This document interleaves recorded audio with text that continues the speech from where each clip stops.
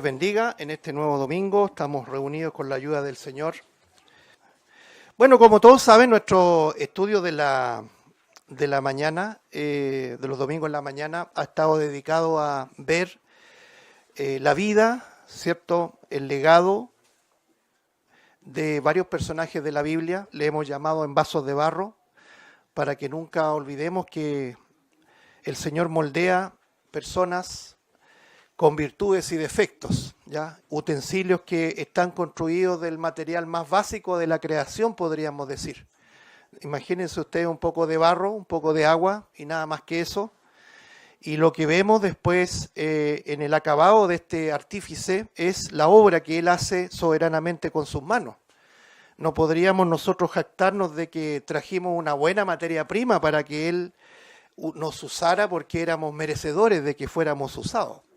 Eso no lo presenta la Biblia. Y es tan importante hablar de estos temas y recordarlos constantemente porque, permítame decirle algo, en usted y en mí sobreabunda, ¿cierto?, algo que aborrece el Señor, que es la soberbia. Nosotros somos soberbios por naturaleza, por eso es que nos cuesta tanto doblegarnos al Señor.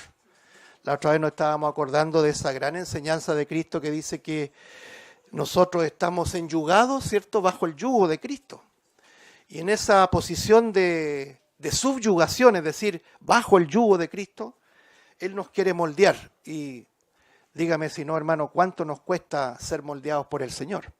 Por eso que constantemente, y lo decía nuestro hermano en la oración que acababa de hacer, es muy importante pedir perdón por nuestros errores, no solamente por lo que hicimos mal, sino por lo que no hacemos debiendo hacerlo. A veces se nos olvida que el pecado no es solamente no hacer esto y aquello. Pecado es no hacer lo que debemos hacer, cumplir nuestras responsabilidades, eso también es pecado. Ahora el Señor es bueno, ¿y qué haríamos si no fuera así? Y lo digo no para abusar de su gran paciencia, sino para ensalzar al Señor por su gran paciencia, su gran bondad, su gran misericordia. Yo lo digo en primera persona, como lo decía Jeremías, de no ser por las misericordias de Dios, todos nosotros aquí, todo ser humano estaría consumido. Pero gracias al Señor que estamos acá, estamos abriendo su palabra y estamos contemplando la vida de este hombre llamado Abraham, que por cierto fue también un vaso de barro, con virtudes y con defectos, y eso es lo que hemos querido nosotros transmitir para poder aprender todos nosotros. ¿Qué hemos dicho de este hombre, no es cierto? Un hombre que lleva en sí, en su llamado, en el propósito de Dios para con este hombre, una promesa, la promesa. Por eso es que cuando nosotros hablamos de Abraham, siempre lo relacionamos con una de las administraciones que Dios ha establecido con el ser humano, o dispensaciones que se llama, ¿cierto? Que es precisamente la dispensación o la administración de la promesa. La promesa que tendría como resultado final la venida del Mesías. A través de su simiente, de la simiente de Abraham, vendría un Mesías, vendría un Cristo, vendría un Redentor. Y eso se cumplió cuando Cristo vino a este mundo y murió en la cruz para pagar el precio de nuestro rescate, de nuestro pecado. Y esa es la promesa que se ha cumplido en la cruz. No obstante, nosotros seguimos esperando la promesa que se proyecta no solamente en nuestra vida cristiana, que cuántos años podría ser, solamente Dios lo sabe, sino que se proyecta hasta nuestra redención final, cuando nuestro Cristo nos venga a buscar. Y me sumo a las palabras de nuestro hermano Alberto, nos recordaba, puede ser en cualquier momento, puede ser hoy día mismo, hermanos. ¿Qué tal? ¿Cómo sería? Y seremos en ese momento glorificados y redimidos de la presencia del pecado. Yo estoy seguro, hermano, estoy seguro que ningún creyente podría decir no a la promesa de ser ahora mismo redimido, glorificado, redimido de la presencia del pecado y nunca más ofender al Señor, ni en pensamiento, ni en omisión, ni en comisión de pecado. Pero estamos en este cuerpo. Pablo decía, ¿se acuerda que le decía a los Gálatas, más no vivo yo, algo así dice, se me olvidó el texto. No vivo yo, dice, más vive Cristo en mí, ¿cierto? Y lo que vivo en la carne, lo vivo en la ¿qué? En la fe del Hijo de Dios, el cual me amó y ¿qué más? Y se entregó por mí, ¿no? Es decir, todo lo que vivimos en este tiempo pasajero, temporal, todavía conviviendo con una morada pecaminosa, lo vivimos en la fe, en la promesa del Hijo de Dios. Eso es lo que vivió Abraham, un hombre que fue llamado de Ur de los Caldeos, de una tierra, podríamos decir, próspera, de un lugar donde, podríamos decir humanamente, tenía un futuro asegurado. Nos acordábamos también de Moisés, pero él acudió al llamado, atendió el llamado, y todos sabemos que es una obra del Espíritu Santo, una obra de Dios. Pero sin embargo, vemos que él cometió errores. Y cometió errores porque no era un superhombre, no era un super cristiano, un super creyente. Era un hombre falible como tú y como yo. Y ese es el primer golpe que quizás le damos a la religión, porque la religión nos formó en una idea totalmente antibíblica de que los creyentes, o los creyentes a través de todos los tiempos y los cristianos de este tiempo, es como que no cometiéramos errores.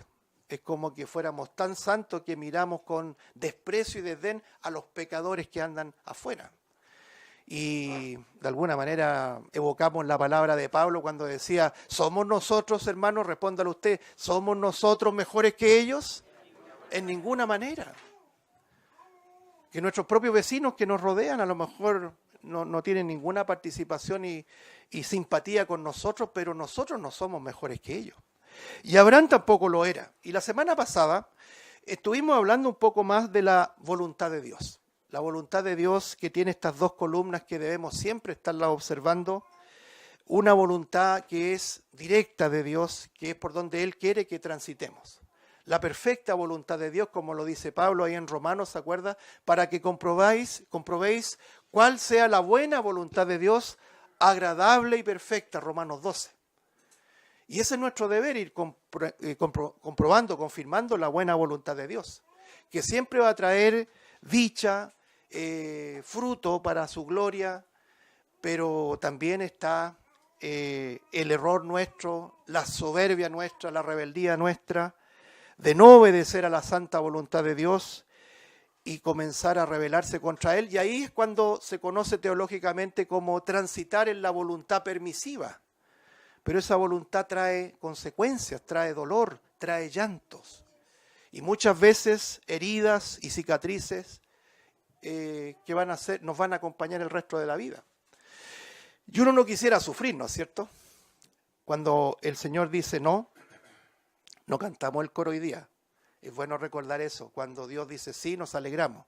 Pero cuando dice no nos alegramos. Y cuanto más que diga espera. ¿Hasta cuándo, Señor? Como Habacuc, podríamos decir. Pero el no de Dios es un no quiero que sufras. No quiero que sufras. El no de Dios no es un no arbitrario, sino que un no de advertencia por el amor que nos tiene.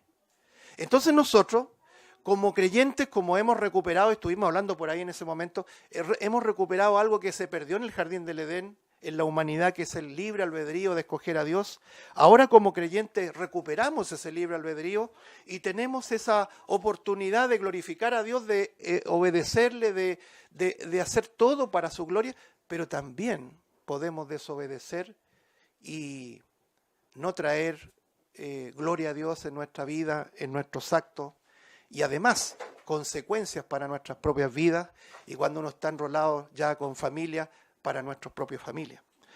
Que el Señor nos ayude, hermano, a seguir recorriendo la vida de este Abraham en virtud de eso, de aprender de sus errores, no para justificar nuestros errores, sino para aprender de sus errores, para no caer en sus errores. ¿Se entiende? Entonces, Génesis capítulo 15, ya la semana pasada lo introducíamos, hermano, dice Génesis 15:1, después de estas cosas vino la palabra de Jehová a Abraham en visión diciendo, no temas, Abraham, yo soy tu escudo y tu galardón será sobremanera grande. Y respondió Abraham, Señor Jehová, ¿qué me darás? Siendo así que ando sin hijo y el mayordomo de mi casa es este Damaseno Eliezer. Dijo también Abraham, mira que no me has dado prole, y he aquí que será mi heredero un esclavo nacido en mi casa. Señor bendiga su palabra, que nos ayude a comprender este párrafo que tiene mucho contenido.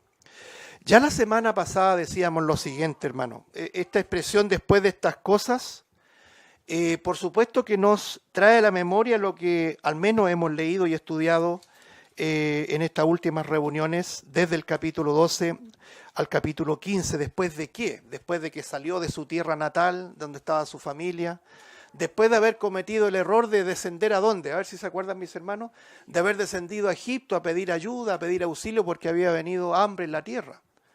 Y que también lo comentamos, cuando vienen problemas uno en lugar de mirar arriba, y esto suele ocurrir, uno mira en sentido horizontal, mira en el sentido humano, ¿quién me puede ayudar? Como que si nuestro ayudador estuviera tan lejos que no nos pudiera ayudar. Y uno dice humanamente, claro, si está bien lejos, está en el tercer cielo, en un cielo que desconocemos, pero Él está muy cerca nuestro porque mora en nosotros y el Espíritu Santo mora en nosotros. Lo decíamos la otra vez, el problema nuestro es que le creemos muy poco a Dios. Que queremos cosas tangibles, cosas que podamos palpar. Y cuando podemos palpar alguna bendición, ahí glorificamos al Señor. Pero cuando no vemos nada, parece que se acabó nuestra relación con Dios. Entonces es muy importante recordar que Abraham desciende a Egipto a pedir ayuda, entra con una mentira, ¿no es cierto? Porque es bien interesante ver la vida de Abraham, en donde quiere de alguna manera salvar su integridad, ocultando la relación que tenía con su esposa, que era un familiar, ¿no es cierto?, próximo. En ese tiempo era permitido, ya lo aclaramos la semana pasada, y en esa relación de alguna manera de primo, porque primo no significa exclusivamente cuando uno dice el hijo de mi tía o el hijo de mi tío, ¿no? Tiene que ver con la persona más próxima en que había vínculo marital. Entonces, este hombre tenía una relación de media hermandad con Sara, pero él miente y dice, esta mujer es mi hermana, haciendo alusión a esa relación de media hermandad. ¿Para qué? Para que los egipcios me perdonen la vida. Y el problema fue que lo primero que pasa cuando llega a Egipto, los egipcios, cual lobos rapaces ahí, ¿no es cierto?, vieron la belleza de Sarai y la quisieron incorporar al harem del faraón, y el faraón recibe la claridad, porque ahí vemos la providencia de Dios, hermano, obrando inclusive en un impío, en un pagano como el faraón, y el mismo faraón se encargó de expulsarlos de acá, porque habían traído maldición y confusión. Y que también nos permite hablar de eso. Un hombre, una mujer creyente en desobediencia siempre va a ser sinónimo de confusión y de problemas para las personas que lo rodean. Miren, hermanos, si nosotros no solamente llevamos bendición en Cristo, pero un creyente en desobediencia lleva también tribulación a quienes nos rodean.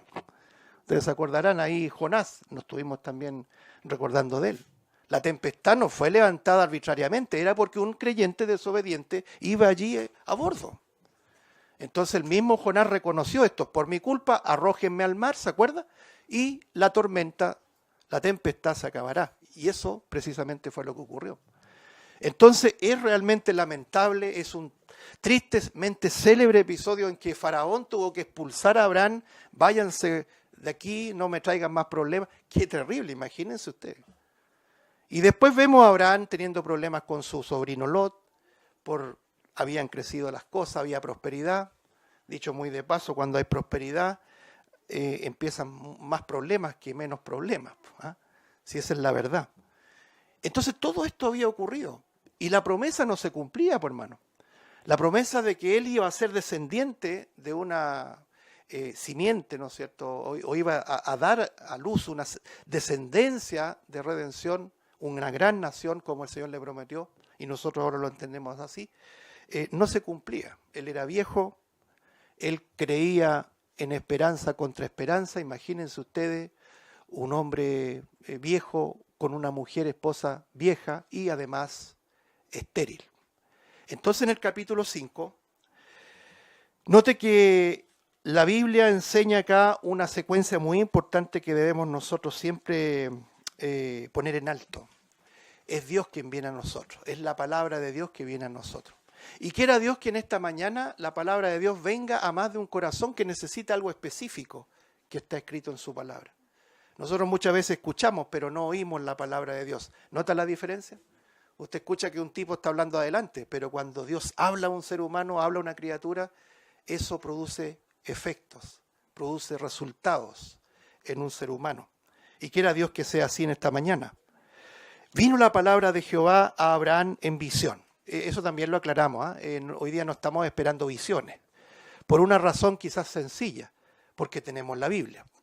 El Señor no se nos va a aparecer por allí, sino que nos va a hablar a través de la Biblia. Por eso es necesario hablar de la Biblia, insistir con la Biblia, escuchar estudios bíblicos, en fin, alimentar nuestra mente con la Biblia para que el Señor nos hable.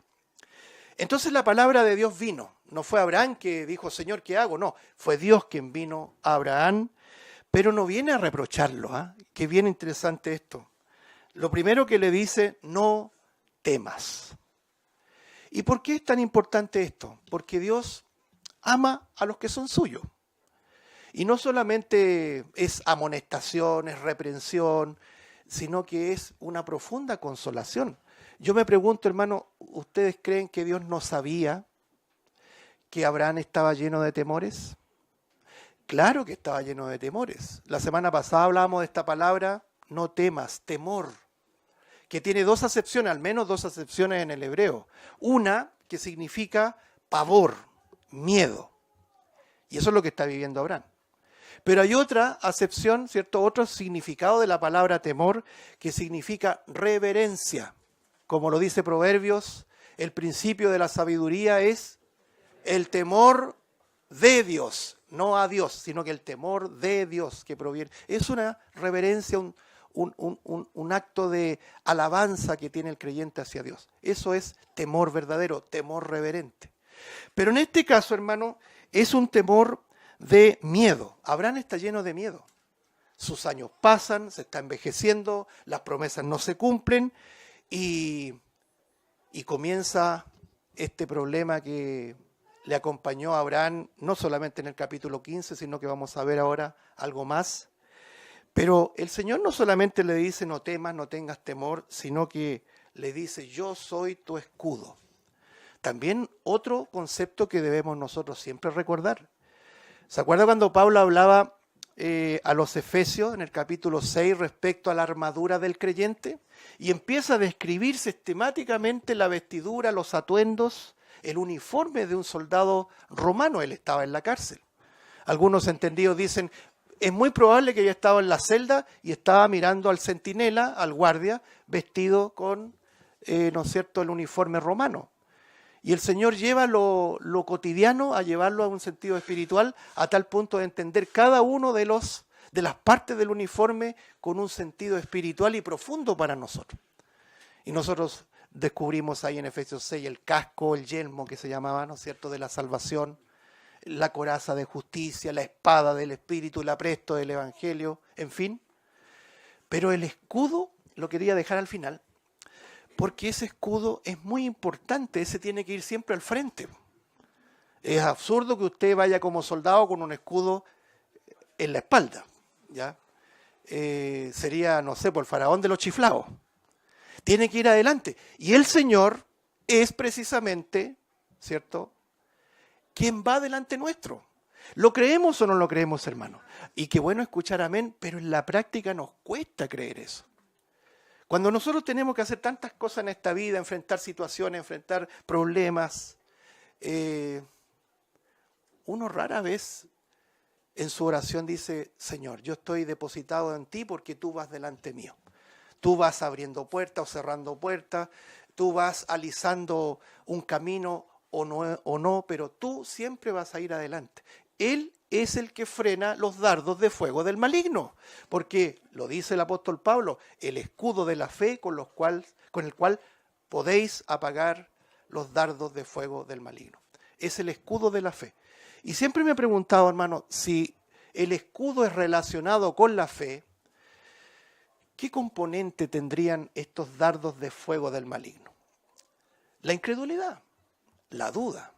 Es decir, todos esos dardos que vienen constantemente a nuestra vida, que tienen que ver con incredulidad, con pérdida de certeza, con pérdida de seguridad, cuanto más con el tema de la salvación, por ejemplo, eso proviene del maligno, no proviene del Señor. Y quien apaga esos dardos no somos nosotros, sino que el escudo de la fe. Y el Señor le dice a Abraham, yo soy tu escudo, es decir, yo voy delante de ti. Lo está fortaleciendo. Lo está consolando, pero también lo está fortaleciendo y más encima le dice, y tu galardón será, no dice sería, no dice quizás, no dice depende de ti, sino que es una promesa que se mantiene absolutamente vigente. Tu galardón, tu premio, tu corona, que es lo que también el Señor nos promete a nosotros, será en sobremanera grande. ¿Tú crees, hermano, hermana, que con todos tus errores que has tenido en tu caminar cristiano, Él va a cambiar en algo su promesa para contigo? No, no va a cambiar nunca. Él te sigue amando igual cuando partiste en este camino. Y te debo decir algo y me lo digo a mí mismo. Él nos amó desde antes de la fundación del mundo. Y ese amor no cambia. Y en ese amor debemos refugiarnos, en el amor de Dios, no en el amor condicional que es propio nuestro, porque tú amas a quienes te aman. Y al que te hace algo malo, ¿cierto? Ya no lo amas o lo repudias, ¿cierto? Pero el amor de Dios es tan perfecto que nos consuela y nos fortalece y nos ratifica la promesa, y eso es lo que está haciendo el Señor con este Abraham. Pero este tema yo no quiero pasarlo por alto, hermano, sino que quiero abordar un poquito sobre lo que significa el temor. Porque creo que lo mencionábamos la semana pasada. ¿Cuándo entró el temor en la raza humana, en nuestro ADN? En el Génesis. Fíjese que es la respuesta de Adán cuando el Señor lo buscaba. La semana pasada algo hablábamos de eso, ¿cierto? El Señor es el que sale a buscar al pecador. Nunca vemos al pecador buscando a Dios. Pablo dice a los romanos, no hay quien busque a Dios, ¿cierto? El orden que Dios establece en esta secuencia no es que el pecador busca a Dios, sino que Dios busca al pecador. Y cuando Dios buscaba a Adán, ¿dónde estás tú? Lo entendemos de que, en el sentido de que, no de que Dios no sabía dónde estaba, porque Él es Dios es omnipresente y omnisciente, sabe todas las cosas. El salmista decía, ¿dónde huiré de tu presencia? ¿Dónde me esconderé de ti? Si subiera al cielo o descenderé al Seol, allí estás tú. Es absurdo pretender esconderse. Cuando Dios dice, ¿dónde estás tú?, está buscando lo que un día encontró, ¿cierto?, cuando nos doblegó, la confesión.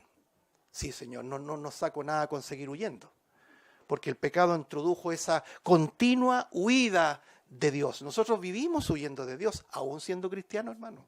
¿Y sabe por qué? Porque llevamos una naturaleza adámica todavía, la naturaleza pecaminosa. Ahora, cuando ya este hombre fue acorralado, permítame decirlo así, encerrado por Dios, no había escapatoria, ¿qué respondió Adán? Perdóname, Señor, comí del árbol, no, nada de eso. Tuve miedo y me escondí. El temor entró con el pecado. Así que no me venga a decir, hermano, como algunos creyentes valentones, yo no temo a nada. No, los creyentes vivimos a veces presas del temor. Y eso es muy importante reconocerlo porque Él conoce nuestro corazón. Entre nosotros nos podemos engañar. No, yo soy un creyente que no tengo ningún temor porque vivo confiado. Bueno, yo prefiero vivir en debilidad porque cuando salen esos temores, esos valentones, el Señor se encarga de doblegar esos valentones. Prefiero que el Señor me consuele en sus brazos que probarme y doblegarme. No sé si se entiende. Estamos llenos de fragilidad. Es muy bueno, nuestro hermano recordaba esa tremenda tragedia, me hacía pensar lo que pasó con este matrimonio, con todo un proyecto de vida. Ponga usted ahí en el papel la probabilidad que usted lo mate un rayo. Es total 0,0 no sé cuánto. Y ocurrió con esta terrible familia, lleno de proyectos, lleno de esperanza, de felicidad, de dicha inicial. Se arruinó todo. ¿Y qué queda para ellos? No queda otra cosa que predicar el Evangelio y esperar en ellos mismos que sea una esperanza de vida eterna. Porque incluso los creyentes, pues hermanos, si nosotros a veces tenemos cosas que nos llenan de dicha en nuestras propias familias, qué sé yo, nuestros hijos, pero no es para siempre. ¿Cómo quisiera usted, como una gallina, decía a nuestro hermano, que cubre con sus alas a sus pollitos, tener a sus hijos ahí amparados para siempre? Pero esto tiene una fecha de término, hermano. Por eso que, como decía el salmista, Señor, ¿qué esperaré? ¿Qué nos queda? La vida eterna, la esperanza de gloria. Entonces, hermano, el temor es algo consustancial con el ser humano. Hay dos personajes que me llaman la atención que le dijo las mismas palabras. Uno fue Daniel. Daniel estaba también apesadumbrado, ¿cierto?, por su pueblo. ¿Cuándo se cumplirán las profecías? ¿Cuándo terminará esta deportación? Esas eran las preguntas explícitas e implícitas de Daniel en el texto, ¿ya? Y por eso que el Señor, en su amor y en su misericordia, le revela la tremenda profecía de las 70 semanas para traerle esperanza, para traerle claridad a este apesadumbrado Daniel. Y después, si usted sigue leyendo el pasaje, usted se encuentra que el Señor le dice nuevamente: Daniel, no temas, ha sido oído tu clamor. El otro personaje es el padre de Juan el Bautista. ¿Cómo se llamaba el padre de Juan el Bautista? ¿Quién se acuerda? Zacarías, muy bien. Zacarías también no tenía hijo, porque su mujer Elizabeth era estéril.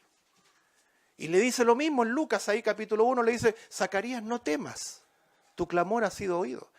Entonces muchas veces, hermano, es importante presentarse tal cual somos al Señor, reconociendo nuestra fragilidad, reconociendo nuestras flaquezas, reconociendo nuestro profundo temor. Por ejemplo, el Señor le decía a la multitud acá en el famoso Sermón del Monte, a ver si me acompañan, en el capítulo 6, solamente mencionar conceptualmente esto para avanzar. El pasaje tremendo de el Sermón del Monte respecto al afán y la ansiedad. ¿Se acuerda cuando Juan hablaba? Esto también tiene consonancia con todo esto. Juan, el perfil del apóstol Juan, por lo menos lo que entrega la Escritura, era un hombre contemplativo, más que impulsivo como Pedro, ¿cierto? Pedro era más impulsivo. Lo estuvimos estudiando también a Simón, hijo de Jonás. Pero Juan era más de contemplar. Dice la Escritura que él se echaba a descansar, ¿no es cierto? Reposaba su cabeza o descansaba su cabeza en el pecho del Señor. Por eso que le llaman a algunos, le pusieron el título de el apóstol del amor, ¿cierto? Y no obstante a lo que uno puede decir, lo dijeron ellos, no. La Biblia dice que él habló mucho del amor. Él fue el que consignó ahí, puso ahí en el texto de Juan, que dice que en esto conocerán que son mis discípulos. No habla de teología, no habla de erudición, no habla de nada, sino que en que se amen los unos a los otros.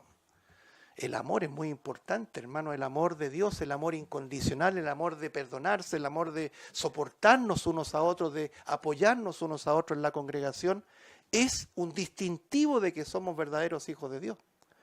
Y llega a decir el apóstol Juan, ¿no es cierto?, que en esto conocemos que hemos pasado de muerte a vida, en que amamos a los hermanos, en que queremos estar con ellos.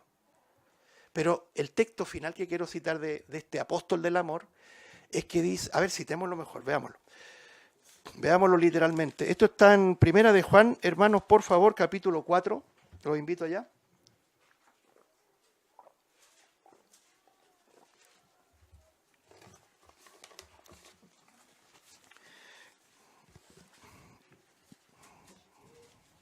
Capítulo 4, versículo 17. Esto lo podríamos leer completo desde el versículo 7, pero en honor al tiempo vamos a circunscribirnos acá al versículo 17 y 18. Dice: en esto se ha perfeccionado el amor en nosotros, para que tengamos confianza en el día del juicio. Pues como Él es, así somos nosotros en este mundo. Mire el versículo 18. En el amor no hay temor, sino que el perfecto amor, note, echa fuera el temor, porque el temor lleva en sí castigo, de donde el que teme no ha sido perfeccionado en el amor. Esto es muy importante, hermano. No quiero desviarme del tema. El tema central ahora es el temor. No temas, Abraham, ¿cierto? Ese es el punto. Pero permítame algún comentario sobre esto. Se da cuenta que abrimos una carpeta, otra carpeta y vamos profundizando. Esa es la idea, escudriñar. Descubrimos que, hermano, la religión nos pregona un concepto de temor, de pavor al juicio de Dios, al infierno. Hay mucha gente que quiere hacer cosas para no irse al infierno. La religión es así. Por eso que hay una religión famosa, la religión católica, de la cual yo vengo y algunos también vendrán, ¿cierto? Los excatólicos, tenemos un grupo de WhatsApp. ¿Eh? Entonces, teníamos que ir a confesarnos con el cura, porque uno de los dogmas, uno de los sacramentos, mejor dicho, era confesar nuestros pecados.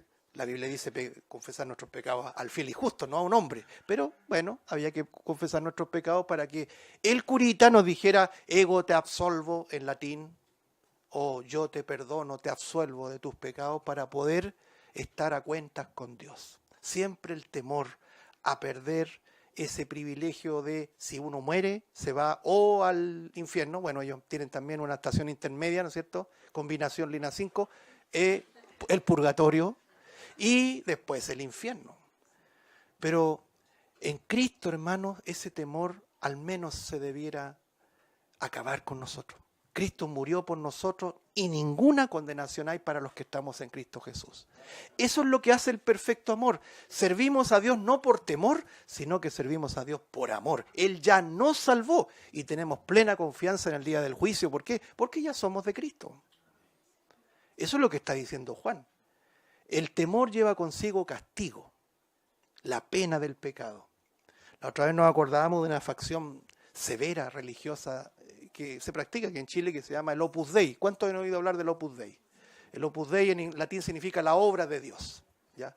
Una idea filosófica muy rara de este monseñor Escrivá de Balaguer, un español, en donde los que se llaman numerarios, usted no los ve, usted los ve caballeritos con cuello y corbata, pero adentro de sus camisas llevan unas pulseras de silicio, hermano, para poder en sus movimientos sufrir, purgar, ¿cierto?, sus pecados. ¿Sabe lo que se llama eso?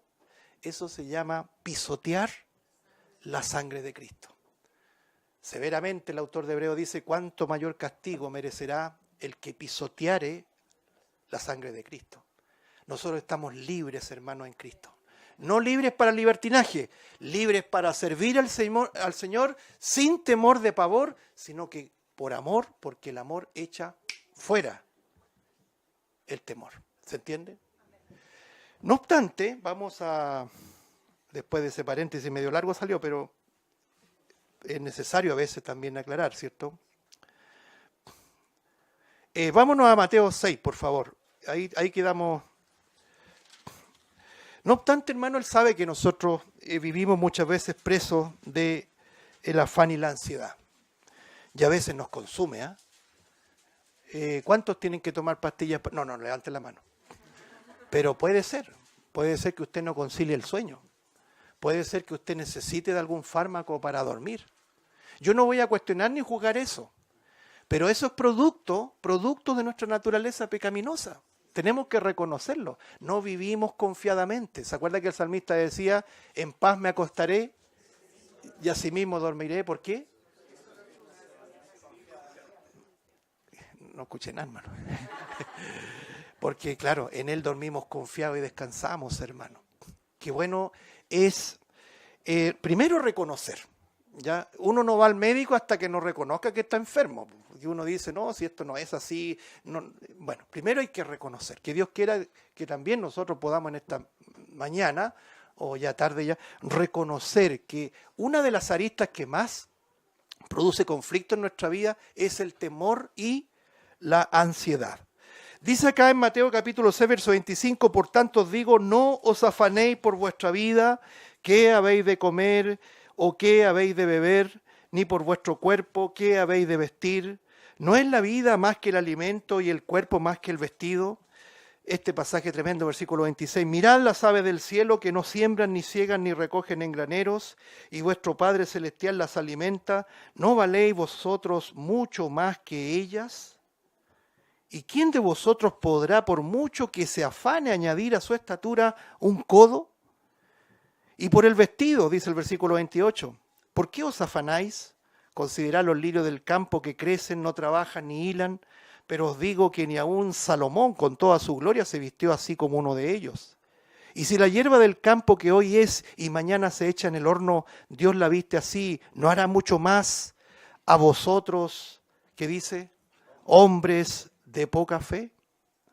No os afanéis pues diciendo qué comeremos o qué beberemos o qué vestiremos, porque los gentiles buscan todas estas cosas. Ahí podríamos poner los inconversos, los no creyentes. Pero vuestro Padre Celestial sabe que tenéis necesidad de todas estas cosas. Verso 33, más buscad primeramente el reino de Dios y su justicia, y todas estas cosas os serán añadidas. Así que no os afanéis por el día de mañana, porque el día de mañana traerá su afán. Basta a cada día su propio mal. Qué tremendo pasaje, ¿ah? Tremendo pasaje, porque uno aprende a vivir el día con la Biblia. Uno aprende a vivir el día a día. Los afanes normalmente vienen por el día de mañana. Y muchas veces todas esas preocupaciones, afanes y temores no van a llegar. Y uno ya entró en afán y ansiedad a pesar de que esos problemas quizás nunca van a llegar. Pero esa va a ser la tónica. Vamos a terminar la reunión y esto lo vamos a experimentar, vamos a empezar la semana, vamos a empezar el mes y comenzamos a sumergirnos entre temores, entre afán y en ansiedad. Dicho eso, hermano, creo que el texto habla por sí mismo, no quiero redundar más. Volvamos a Abraham. En esa condición estaba Abraham, lleno de afán, lleno de ansiedad, lleno de temores. Y a pesar que ahora mismo el Señor nos diga, no temas, ponga ahí su nombre, no temas, yo soy tu escudo y tu galardón no ha cambiado, será en sobremanera grande. Yo prometí salvarte y llevarte a las herencias incorruptibles en la gloria y lo voy a hacer, dice el Señor. Y uno dice, gracias Señor. Pero, ¿saben lo que descubrimos en Abraham en el versículo 2 y 3?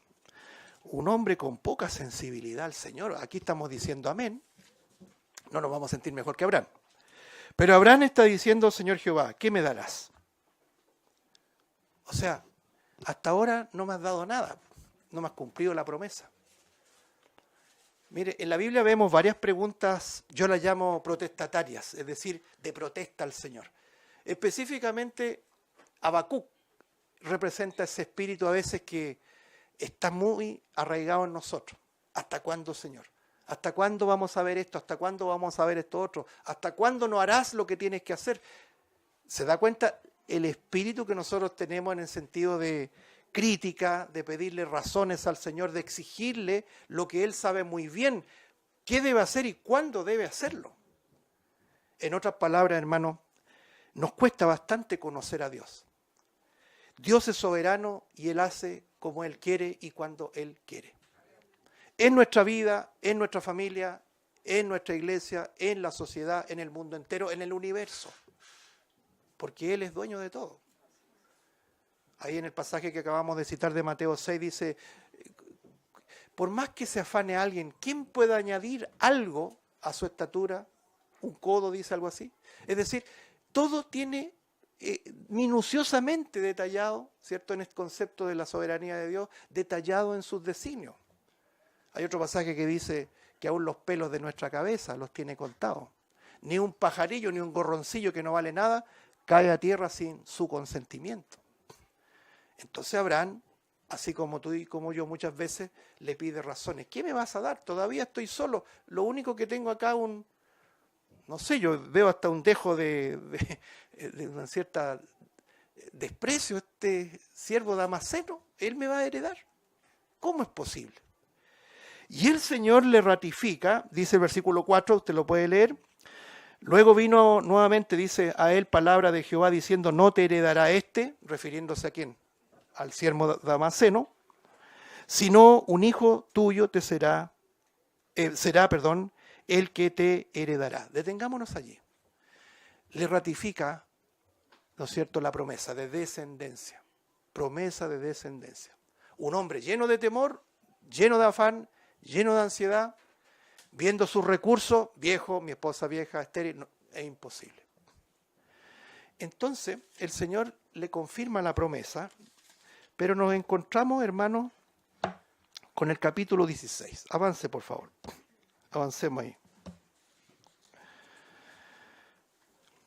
La generación o la descendencia de Abraham es una promesa que no llegaba, al menos al tiempo que esperaban Abraham, ¿cierto?, con su esposa. Y en el capítulo 16 vemos estas consecuencias cuando uno realmente baja los brazos, baja la mirada hacia el cielo y deja de esperar. Dicho muy de paso, hoy día vemos una cristiandad que dejó de esperar.